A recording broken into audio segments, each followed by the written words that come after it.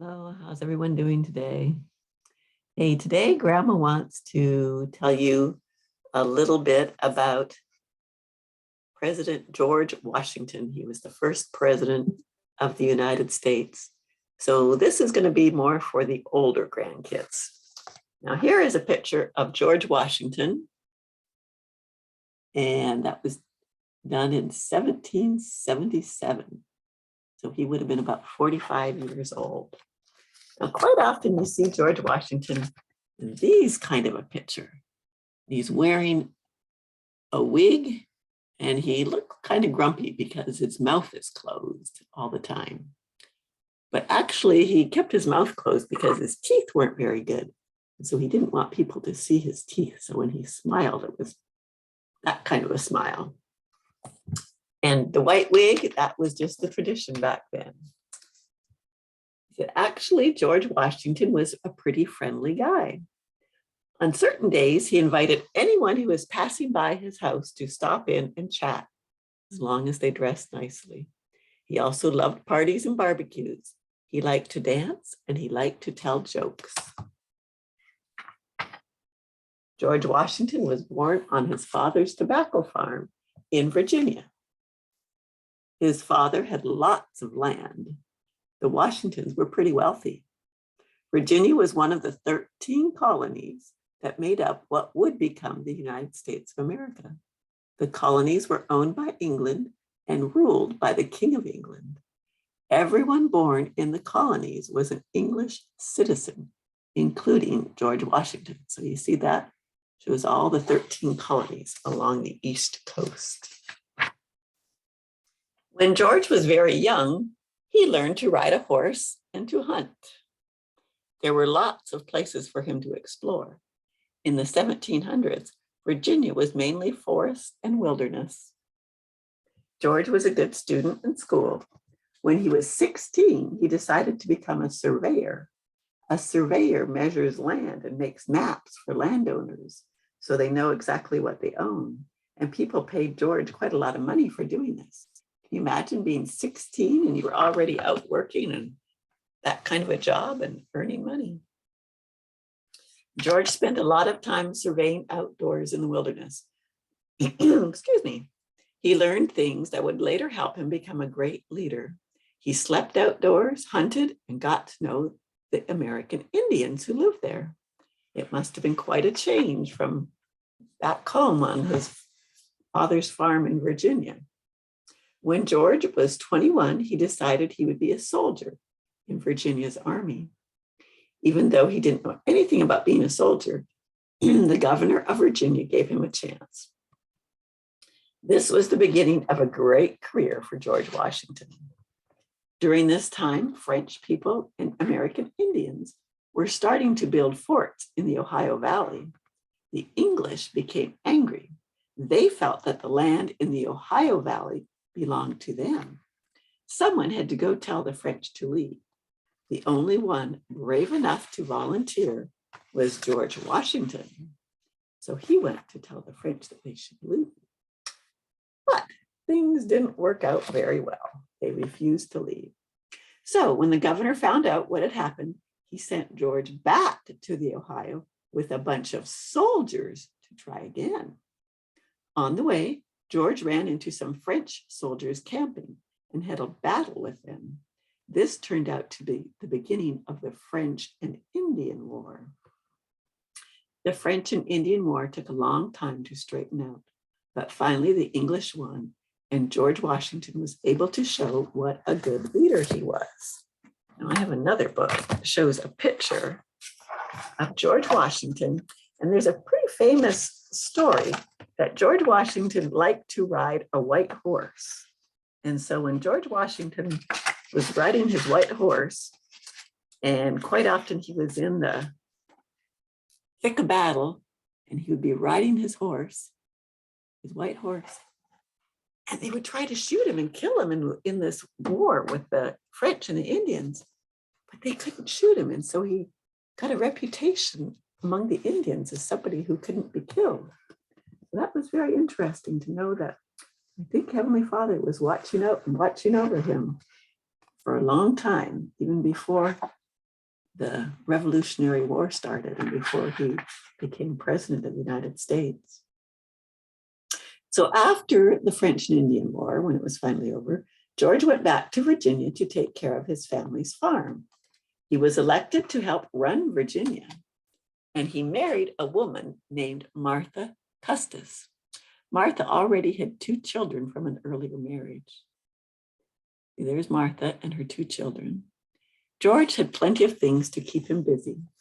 By the late 1700s, people in the colonies were getting pretty fed up with the way the King of England was running things. He told all the colonists to give them lots of money. It was known as taxation. He told the colonists they had to take English soldiers into their houses and feed them and give them a place to sleep. Do you like to be told what to do like that? He told people they could only buy things that came from England. He did a lot of things that weren't very nice. The King of England and the English government had been treating the colonists badly for a long time. Finally, in 1775, the people became so angry they decided to do something about it. The men and women of the 13 colonies started fighting the British. They wanted their freedom. This was the beginning of the Revolutionary War. George Washington was asked if he would head up the colony's army. People knew that George was brave and he was a good leader. Now, George, too, was angry about the way the English were treating the colonists. So in June, on the 15th of 1775, George Washington agreed to be commander of all the soldiers of the 13 colonies. There's a picture of George.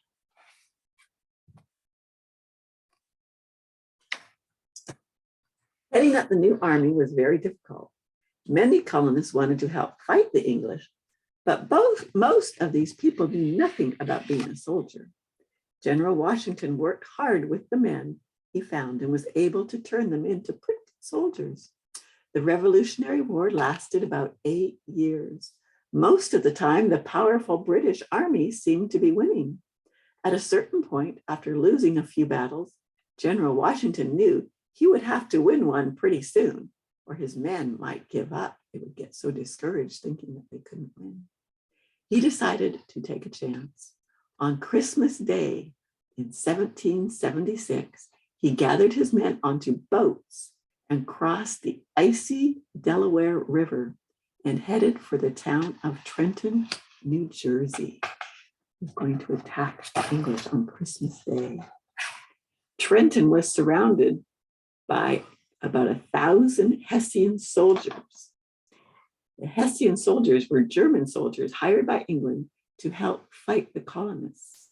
And so they were guarding Trenton. The Hessians were completely surprised and gave up right away.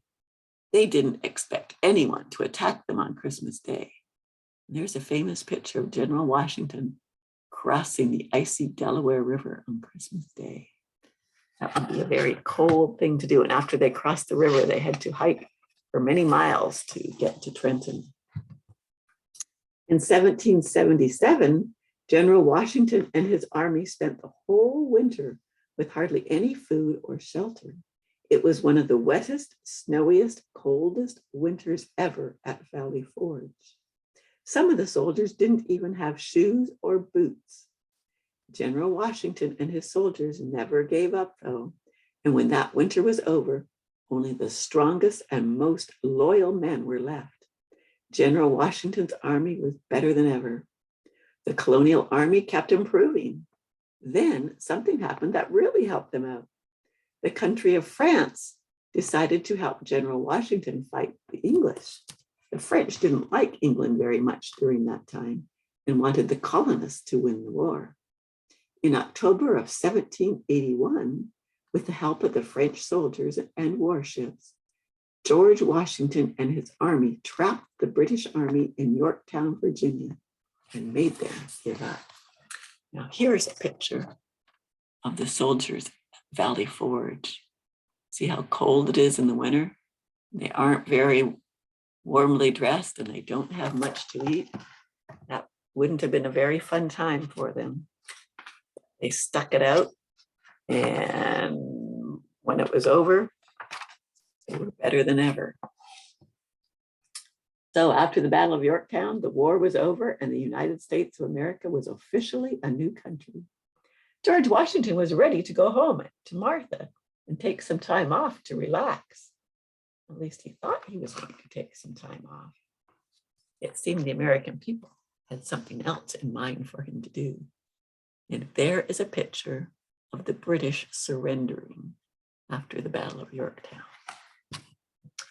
The United States needed a leader, someone who would help get things off to a good start.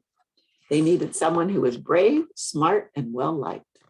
Most importantly, they needed a leader they could trust. The American people wanted George Washington to be their first president. Not only was he the best man for the job, but George looked like a good leader. He was 6'2" tall and handsome. And also, after the war was over, people wanted him to become the next king. But George didn't want that. George hated the idea of being a king. He had just fought a long, hard battle to free the colonies from the rule of King George III of England. Washington thought the leader of the United States should be elected by the people and be in charge for only a limited time. That type of leader George was willing to be. So he had done some remarkable things, and the people trusted him and wanted him to be their leader. In 1789, George Washington was elected, means the people chose him as the first president of the United States of America. He promised to protect the rights of the American people. He promised to follow the rules of the US Constitution, which was kind of a guide written to help the country as it started out on its new course. And there is George Washington taking the oath of office. As the first president, George Washington worked hard to set things up. He helped organize a place to make money called a mint. He helped start up the banks and the US Post Office. And he was really surprised to see that some of his advisors and other members of the government began to argue and disagree a lot. Many of them had different ideas about how to run the new country. President Washington tried as hard as he could to convince everyone to work together to keep the new government from falling apart. Lots of people had different ideas, and so George Washington tried to get them to work together to help the country have a firm foundation. Once, when a bunch of angry farmers refused to pay taxes on the whiskey they made, George Washington sent US soldiers to convince them to change their mind. This event was called the Whiskey Rebellion. It was an important test to show that the new government had power to enforce its laws. And there's a picture of George Washington. He's the one on the white horse, of course. And that's them going off to put down the Whiskey Rebellion. George Washington was one of the greatest Americans ever. He was a brave general. Without him, the 13 colonies might not have won their freedom from England. He worked hard as the first president to make sure the United States got off to a good start. And that's why George Washington is called the father of his country. And there's another picture of him. See, he's not smiling. Well, he might be smiling, but he's not showing his teeth because his teeth weren't very good. But that is just a little bit about our first president, George Washington. And he was a great man. And I think the Lord watched over him, kept him safe, and helped him because he knew that he would be a great leader and was preparing the way so that the United States would be a country that would be free so that the gospel could be restored by Joseph Smith, that he would be living in a country that would allow him to do that. Grandma wants you to know that I love you, and I hope you're having a great day. And I'll tell you some more stories later. Bye.